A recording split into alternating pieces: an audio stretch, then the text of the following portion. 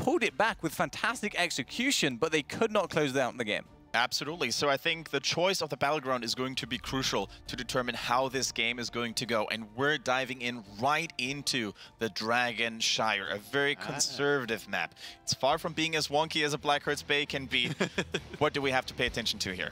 So I think, again, Probius is very good on this map. It's also one of Junkrat's better maps because of the wave play that he brings and because of the insane throw potential that he brings on the ganks. Now, there's a hero that's very strong in Hero League, so this might be right up Germany and Hungary's alley, actually. It's Garrosh. Yeah, very true. Garrosh and Junkrat both viable because of the relatively short length of the lane, so allowing you to get those very effective ganks if you are quick enough. Absolutely. The distance between the lanes, but also the distance of the lane itself is going to be very crucial when it comes to determining a playstyle. The Garrosh, the Stitches, those are all good heroes that can really go for a strong early game.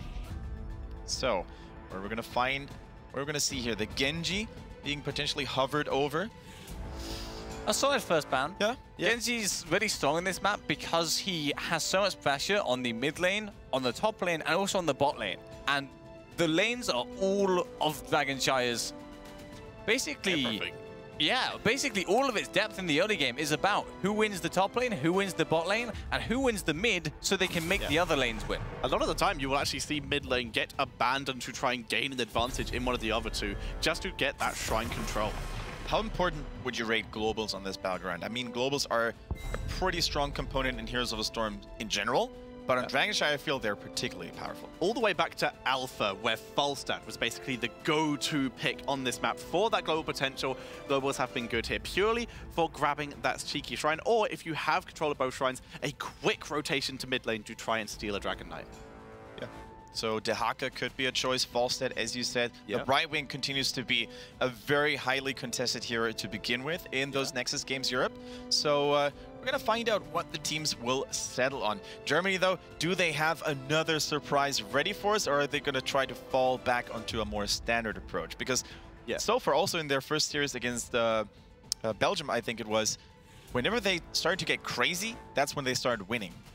True, but and that last game was pretty crazy. And they were both able to win with it. Yeah, that's crazy from the get-go for sure.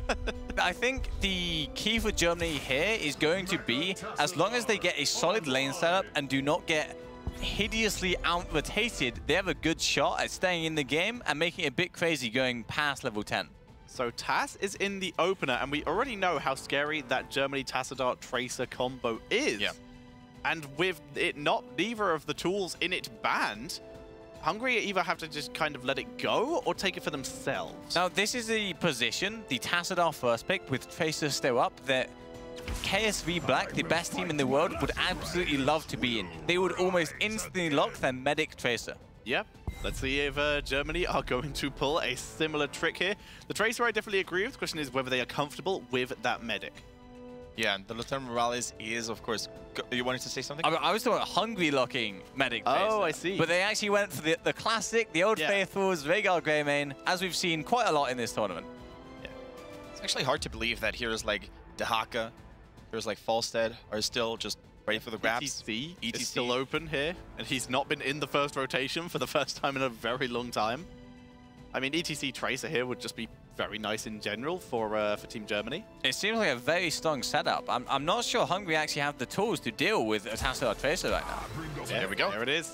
ETC Tracer Tassadar, very much a duplicate of the last draft so far by Team Germany. And we're going to have to highlight Born's ETC there as well. I think he really made a lot of the difference in that last game. I mean, it takes a lot of skill to know when it's right to go in, but it also takes a lot of game sense to know, hey, I've got my death march ready, focus me, get me in, and my team is going to take care of the rest. Exactly. So, Team Hungary for the ban. Would this be a support or another damage dealer, or potentially another tank? It's a tough one. It really could be anything. They do opt for the Uther. Now, the thing about the Uther is it's one of the only supports that has cleanse and can be a main healer. Brightwing has a lot of weaknesses with targeted healing and healing long distances. Uther, he has cleanse, he can do all of those things, and he has divine shield. So the Tracer is much more vulnerable with that Uther gun. Here we go, and while we're waiting for the second ban to go down, a friendly reminder to cheer for your favorites in this best of 3 between Germany and Hungary. If you think that the Germans are going to continue the trend and if they're going to continue to carry the momentum, type in hashtag DEWin. If you think Hungary is going to play as well as they did yesterday, and if they can tie it out, then type in hashtag HUWin, HUWin. Right now, Hungary do have a bit of an advantage, but we will keep an eye on that as it goes. Currently 59 to 41. Hungarian fans very hungry for a Hungary win here. Yeah. Not even going to react. The Brightwing get banned out here by Team Germany, even though they could use... Oh, I'm loving it. It's back. And I'm loving it. That's exactly what Hungary used on day number 1 to really surprise and catch a lot of people off guard. And this time, they're the ones who are forcing something out of Germany. They have to react right now. And truth be told, so far, there's not a whole lot of true percentage damage in which you need against the Chagall. Yeah, so we're probably going to need to see possibly Cowzim as the support, because a lot of the other stuff is off the table anyway. Medic, as we saw when, I think it was Denmark picked it, was completely vulnerable. Yeah.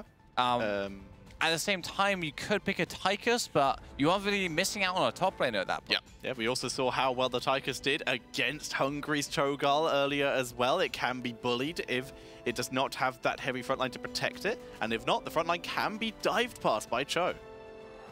A thing that speaks for Tychus, though, in a way, is that he's oftentimes a strong bully against melee solo laners, like a Greyman, for example, because range heroes in general shouldn't be underestimated when it comes to holding those lanes. But you're right, Bakery, it would be quite the risk or quite the gamble to take, especially for the team fights later on with so many squishies in the backline against the Chagall. So the percentage damage is Tassadar and Tracer Heroic, and the Ana once the Ana again, and that is Chagall. But yeah, the percentage damage is very lacking. If Tassadar has the build, but the last time he had the chance, he didn't go for it. So we will have to see this time. Tracer's level 10. It's pretty much all they've got. Yeah, it looks like it. And I mean, there's plenty of tools against that. Preemptive Ancestral. Yeah. Obviously, Ana can give a healing boost to the Ancestral. Molten Block at later levels. Once you hit that 16, absolutely. So it's very hard to bet against the Hungry Cho'Gall after seeing it in action 2 days ago. Hungry Cho'Gall. I mean, I'm going to join you guys on that one. I think Hungary read this draft perfectly. Were they the ones choosing the battleground, by the way? Or was it Germany? Who picked first? First pick was Tassadar, so Hungary, picked the battleground. So they've had this battle plan laid out in front of them from the very get-go. They realized we can't go for a wonky map again. We're going to pick something that could be good for a Chagall. You mentioned reading the battleground. I think they wrote the battleground. Yeah, they were the ones writing the book here. They controlled that draft from the start, made no showings that this is what they wanted to do. They didn't ban out Malthael or any of the usual things. They picked Greymane. Cursed Bullet is one of the candidates, but it's not a surprise. Picking Greymane, you don't think, oh, they're going Cho'Gall. Greymane's a standard hero, as is Veigar. Yeah. It's really cool to see how they masked, how they disguised their draft without giving away too much information earlier by going for the standard Rhaegar. Greymane, as you said, and then lock in the secret weapon. Very quickly, who's your favorite for this second game? It's Hungry. Hungry. Yeah, I'm going to join you guys. As much as I would love my countrymen to take the second game, I think Hungary's going to take it. So without further ado, let's get into it. Let's join the Dragonshire with those two teams. And Tetra's once again going to go over the German team. Spawning on the left-hand side, it is going to be Team Germany with Minx, Born, Nunia, Ribby, and Brain. And on the opposing side, we see a Hungry team featuring that Cho'Gall here, surprising a lot of us. And once again, I think it's going to be Karsi and who's the other one? That would be Dobos. There we go. Karsi and Dobos. We have Fana on that Rhaegar as well. And last but not least, we're going to have Nuti and Hydra on the Greymane and the Ana, respectively. So, the Ana was spectacular. It was so good. It was the Cho'Gall in the bot lane with Ana that time. Ana's already down in the bot lane, and Cho'Gall already rotating. Looks like we're going to see something very similar. Although Cho currently holding his level 1. I don't think that's the same one we saw yesterday. I will double check. Yeah, in the meantime, we can also go over Nunia, the Tracer, once again. Sticking true to the motto of Tracer rounds, and can't really blame him for that. I mean, there's a lot of hidden corners and angles on Dragonshire. We can really just continue hunting someone down if you have the vision actively on them. So So I think yesterday he went for Consuming Flame. This one is Fuel for the Flame, which is a questing talent. And I take some damage. Basically, he can increase his healing every time a minion that is currently is affected by a Consuming Blaze dies. Yep, there we go. So pretty cool stuff coming in here as well. And another change that we're probably going to see a lot here on this battleground, because the last time we saw the Cho'Gall on Tomb of the Spider Queen, I believe, and this time it's on Dragonshire. So on Dragonshire, normally you can't stay still in lane too much because you're forced to rotate, especially when the shrines are open. Yeah, I think it was on this map actually, because I remember Cho'Gall diving onto the point a lot. We're going to have to Tiger's Morale. Yeah, we're going to have to double check came out a lot. Yeah, I'm pretty sure it was on this map. We may have seen 2 Cho'Galls and we're just forgetting. Yeah. No, I'm pretty sure it was only Hungary that were this brave to really lock it in. Yeah, I'm pretty sure it was this map. Hydra is forced back a little bit though. Forced to retreat. Yeah, very nicely done so far. Brain and Nunia are trying to dominate the top lane at least. I mean, bottom is pretty much sealed here. The walls are already destroyed. The towers have taken heavy damage. And there's just no way Nuti on the Ana can be touched by anyone if the position and the vision is so well executed. I mean, look at that. Cho'Gall can actually use the superior range of his abilities, or of their abilities, excuse me, to really damage the building without exposing themselves. Cho'Gall actually managed to kill another minion there with Consuming Blaze while also healing. So this is basically anytime a minion is killed or while on the defensive Consuming Blaze or he gets a takedown. Combine that with Anna's bonus healing and Rhaegar's healing.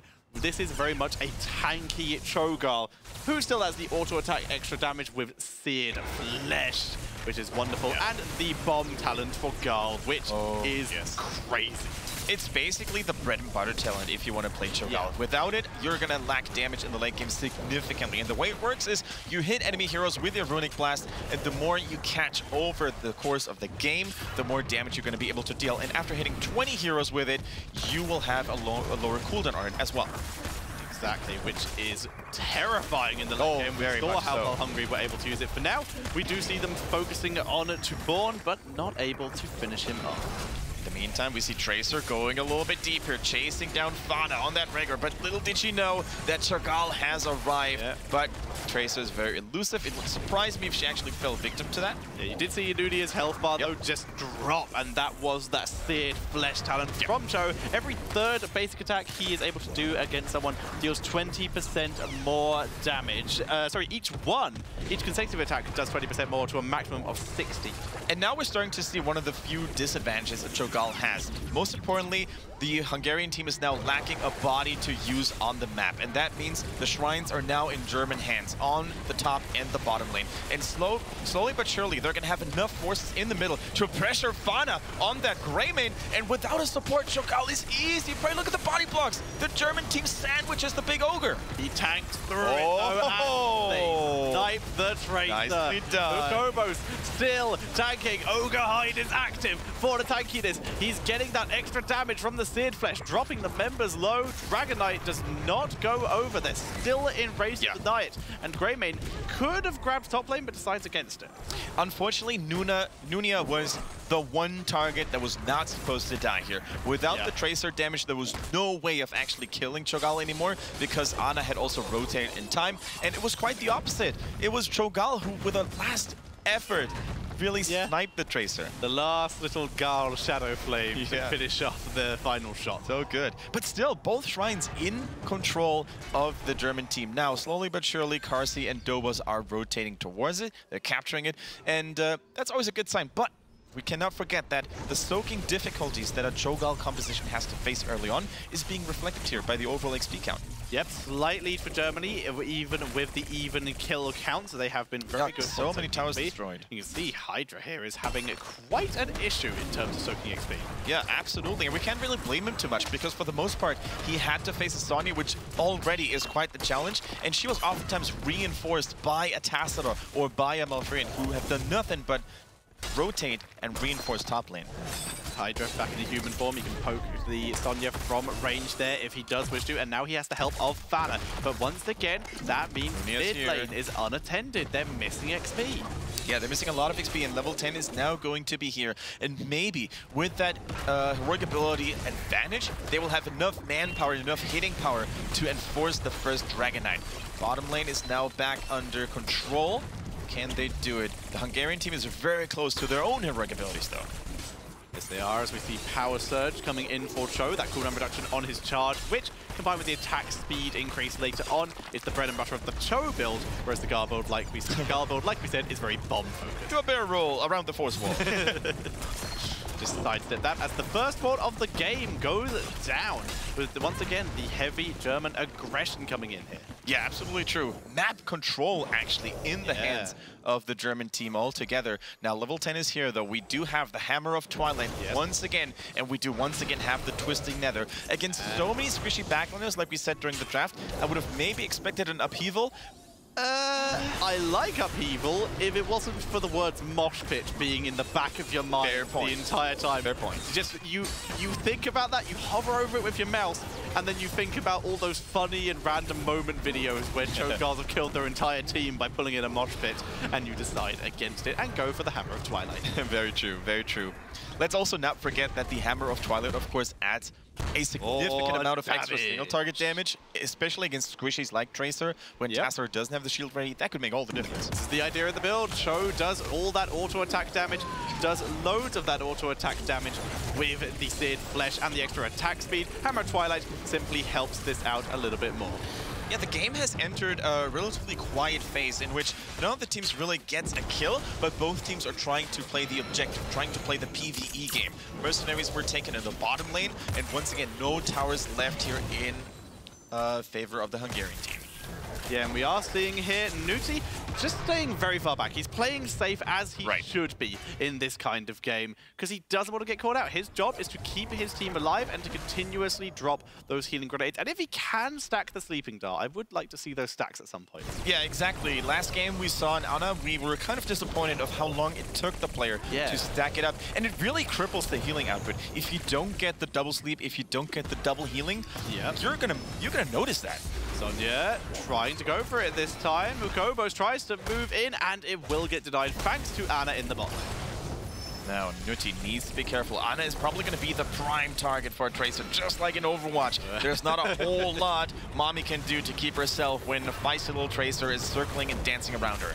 Gobos continuing to hold the line, but once again, XP is slowly creeping ahead for Germany. A full level lead, thanks to that extra body and so much audacity here. And they can afford to be audacious here, with Brain taking the enemy bruiser count.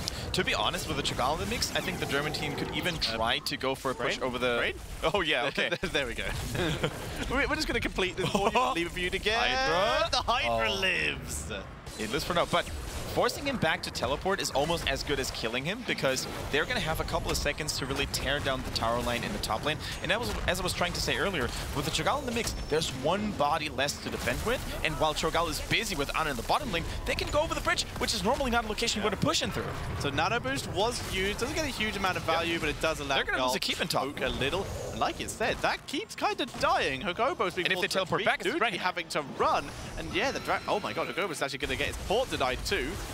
Looks like they will force the retreat, but the minions are doing a lot of damage here. Dragon Knight's now available, and we're going to see Tracer run her way over to it. Yeah, she doesn't even need to be a global hero at this point. Once again, the lack of bodies on the battlefield is hurting Hungary, but the Twilight is there! And the Mosh Pit, they're focusing him down. That Malfurion damage trying desperately to hold together. Cho'Gall still alive. Oh, no. Tracer, Dragon Knight's been taken in the background as Hogobos will survive, but the Dragon Knight punts away the Greymane and is going for the key. So the Hungarian team, despite doing really well in that team fight, they need to go back right now because the top lane is already being threatened by Ribby, who is unleashing hell with that Dragon Knight. Yeah, and he's the only person back here is Greymane, and when there's one person defending a Dragon Knight, what's he do? He just hits W over and over again and kicks away anyone who is in that range. Oh man, this is not looking good for the Hungarian team. Cho'Gall looked so strong the first time they used him, but now Germany seems to have really noticed how to play around it, constantly applying map pressure. Those early game rotations were so well thought of as well, and now they're going from top to bottom, trying to go for as many structures as humanly possible. By this point in the last game, the Dragon Knight had not been taken, and Cho'Gall was still stacking. Now he is moving forward with the Nano Boost, getting that cooldown reduction. They're able to take down Born very quickly, but they still lost the keep. They just lost in his fort. They are on the back foot. Very true, very true. Getting kills is very good, especially if you're behind. However, you need to make sure that you do not lose more value than you could get, because the Dragon Knight, as you said, was wreaking havoc in the middle lane. And they're now 2 levels behind Germany at this point, as Germany continue to creep further and further ahead. Yeah, now there's only so much they can do. Cho'Gall needs to be careful. If he gets caught there by a force wall, I was going to say exactly that, then it could be lights out. Losing both ogres at the same time. Good steal, that's good. Now we're starting to see Cho'Gall get to the point. I mean, ETC was also still dead, but yeah, that was a good reading. That was a good read. See, Cho'Gall, so this is the point. Even though they are behind, Cho'Gall gets very scary. The Cho, for example, he now has that extra attack speed at level 13, the Frenzied Fist. He can also get the Surging Dash later on, but right now Cho is at the base one of the highest damage outputs he can do. Whereas on the other side, we do see Gull. Gull is just going to start getting more and more stacks. Here comes the Twisting Never, moving for Nunia, gets blown up. There's the mosh pit as Cho'Gall just gets healed up. What are you going to do? He's now nano boosted as he's going to chase down Born. Born sees so much damage, but Born is taken out. The Cho'Gall getting focused down. Ana dropping the healing, but Cho'Gall's taken out. Raid with the damage on that Sonya. And just like that, it was a 2-for-2 trade by destroying one single hero. But that was so well played in the beginning by Team Hungary, focusing the right targets, the nano boost, doing so much work on the double ogre, and of course that Twisting Nether, so strong. 3 catapults, no real match for the Greymane. Hydra doing a good job there defending it. It's hard to say who had the upper hand. I think if the fort hadn't been there, if Cho'Gall hadn't dove in that deep, the German team, there was nothing they could have done. He had both healers with him. I don't know if they were out of mana or they just, the damage was too high. It was definitely cooldown. Yeah, Sonya's damage output, though, with the Poison Spear especially, was absolutely superb. Able to focus down that Cho'Gall and pick up that kill as Remy gonna... Wow. Okay. Nice. Nice one there. Tassadar just tanking the hits so that Brain can pick up another Dragon Knight. Cho'Gall is now back, though.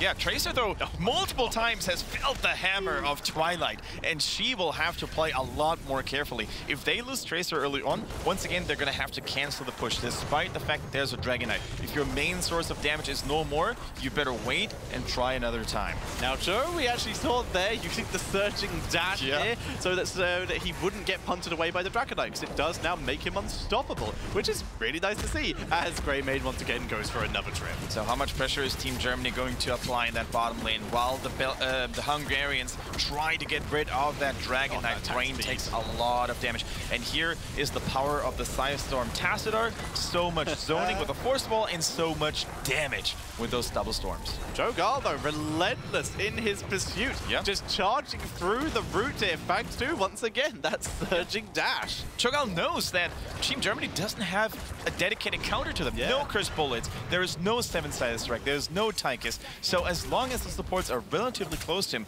he could just go in like there was no tomorrow. The problem is, though, even though Cho'Gall is so scary, all Germany are doing is just avoiding team fights. They retreat and they split and they gain value elsewhere on the map. Right, taking this mercenary camp is a pretty big deal. The top lane is naked because there was so much damage being dealt to the forehand with a Dragon Knight, and Brain, of course, doing a great job laning there. Ribby trying to go for that Mercamp. The Force Wall too late, though, locking Cho'Gall in, but the rest of the Hungarian team is already here.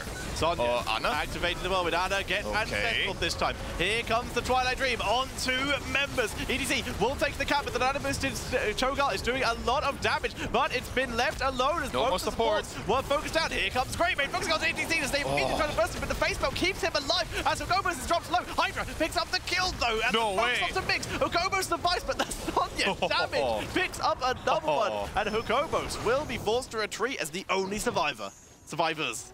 Yeah, they can tell the tale of what happened and how they gave their life for a noble cause so they can defend and live another day so their teammates can stay in the game eventually. That was a crazy fight. For a short moment, it looked like Greymane next to the Cho'Gall could turn it around. But with the lack of healing and the Sonya Spear, Sonya, who is absolutely MVP this game with her damage output, was able to turn it around and pick off the Greymane and force the Cho'Gall to retreat. And the Death Main... The Grey Main Death main. The Grey Main Death, of course, hurts the Hungarian team quite a bit. It's still going to be 10 seconds. Both shrines just spawned. And of course, until Greyman is back in the fray, there's going to be more seconds to be gone by now. So all they can do right now is use the long-range poke by Cho'Gall, not by Rhaegar, there we go, to stall this out a little bit further. Rhaegar making the use, though, of his level 1 talent, that extra totem range to allow him to gain vision and harass this if he wants to. Dropping the totem and, of course, dropping a lightning shield onto it. TaS gaining vision, see Rhaegar, nice and easy, and will kill off that Eye of Kilrock. Oh, the force wall barely missing Fauna there. That's a good try. Idea. Cho'Gall is 2v2 in the bot lane, ETC and the Malfurion down there, as we do see Rhaegar rotating down here as well. Looks like they're going to try and deny it this way, pushing him into the root. Uh-oh, Sonya's still in the middle, Tetcher. Greymane's on the way to try and deny this, too late. And now it is really up to just killing a couple members and being back for the Dragonite. Dragonite's actually going to come down here for fight, no change his mind, he's going to go for the core.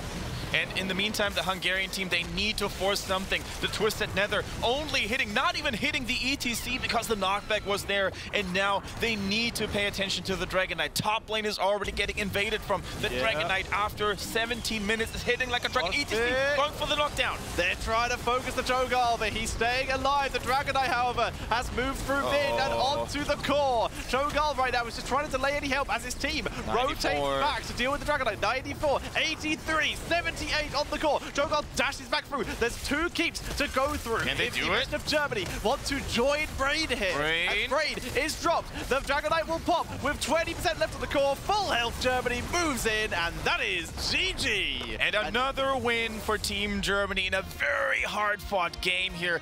Really, really close there in the end, but what we could really see here in this second game on Dragonshire was the fact that Cho'Gall is so immobile when it comes to rotating and establishing body presence. And the German team just calculated that into account, and they abused every opening, every weakness they could find. Yeah, completely different to the last time we saw the Cho'Gall comp coming in. They did run a mouth deal with that, but otherwise it was the same comp, and that shouldn't make as much of a difference. Absolutely. Bakery. The second time we saw the Hungarian team field the Cho'Gall, it backfired. It looked like the German team was way better prepared this time. Absolutely. So the big thing about the Malthou is that it did not win top lane last time because Greymane is a complete counter to Malthou. Germany did not fall into that trap. They said, no thank you, we're going to take Sonya instead, we're going to absolutely destroy that top lane, and that's where the XP advantage started, and they were able to snowball it. Yeah, we saw something that doesn't really happen a lot in Dragonshire. The top lane was the first one to fall. The Bridge of Death was not an obstacle enough. It was not an obstacle enough, and that was the first keep, not only just fought, keep to fall in that game. And that was how the Dragonite was able to move on to the core. And like we said, the Cho'Gall, it was so scary. Every fight it took, it was devastating. But if you just avoid it and just, you know, win the video game in the meantime, then we saw Germany putting on a masterclass of how to play against a good Cho'Gall team there. Yeah, Germany surprising everyone. And the first replay I have, actually, is about Germany surprising Rhaegar in the mid lane. So Rhaegar gets caught, and Fana's going down. How good play from the Cho'Gall here. Actually blocks the bomb, keeps Rhaegar alive a bit longer. Now they want the Cho'Gall kill, but he doesn't really care. He's just not going to die. And now he kills Nunia, one of the first of 2 he did this game. And now there's absolutely no way to kill the big boy. Cho'Gall will not go down. He is just tanking 3 people right now. And he's so tanky, he can go back in and now stall the Dragon Knight again. So showing how scary that Cho'Gall was in a fight. But that was not the issue that Germany had to deal with. What I really liked about this replay was that we could see how well Carsey and Dobos managed to switch trades on Cho'Gall, going for the Ogre skin when damage was coming in by Tracer. And the moment she was gone, they realized, hey, we can go full damage again and deal the killing blow. Absolutely. So the next replay I have is actually a 17 versus 15 fight. It starts, so Nuni is running out. They chase in on Cho'Gall. They're so aggressive with it. They just one-shot him. Now the mosh pit comes out. It's a bit too late to save Tracer. It's actually put ETC in trouble. So they're going to continue chasing onto the ETC. And Cho'Gall, he's really aggressive. He, like, goes in. But look at Anna. So hero number 1 misses, okay? The grenade is used to kill ETC. Hero number 2 gets blocked by Rhaegar. Now hero number 3 is so close, it's so close. Watch. It comes out now. Oh. And that explains it. We were wondering where the healing was there. The first one misses, the grenade misses, the second one's blocked by Rhaegar, and then the third one is that close. And that's why. And if any one of them connects, then Cho'Gao lives, and that is Hungary putting themselves in a winning position potentially. And we talked about this, Tetcher, not being able to complete your Sleeping Dark quest earlier on, so you get the double heal. Yeah, exactly. He didn't have the quest, so Cho'Gao was to fall there, and that was quite unlucky, because maybe if they were able to win more fights, they could have got more control, but as it was, Germany, like 2-3 levels ahead at the end there in full control. Do you think we can evaluate the German strength now, or do you think it was more of a wonky, events of coincidences that they won this series against the Hungarian team? Well, the one thing I will say is that Hungary wasn't supposed to be the best team in this group. Yeah. And maybe Hungary today were much weaker than Hungary 2 days ago. But what we can say is that Germany is coming out, and they are a scary team to go up against. Will it be enough for some of the bigger names throughout the tournament? What do you think? I think it's enough to get them to the playoffs, and that's a long time away. We'll see how their practice goes over that time, but I'd be scared. I'd be looking at Germany as a real contender to make semi-finals. Before we move on, any final thoughts, Tetcher, on this series? I still have a lot of faith in Hungary for this group. They've put on a fantastic performance. And in the first game, we talked about it. It was basically theirs, but Germany, their game knowledge and their reactions to certain situations in the game should not be underestimated.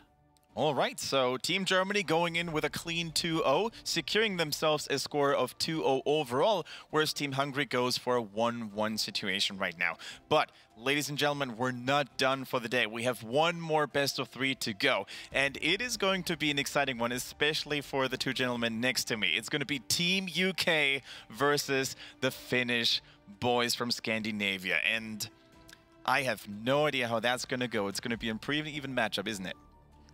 We can hope so, because I hope it's an even matchup, because that's not what I'm thinking right now. So I'm hoping it is going to be even. Yes, we are not. I like the fact that we are being very British and pessimistic. We're not saying, oh yeah, we think UK is going to do really well. We're hoping it's close. Yeah. All right. Is it going to be close, or is one of the teams going to go for a clean 2-0? You can only find out by staying tuned. Don't go anywhere.